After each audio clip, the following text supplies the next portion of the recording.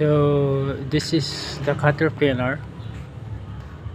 So how many days from now she will turn into a pupa? In pupa will she turn into the butterfly, the last stage? She take a look that she was looking like with this one.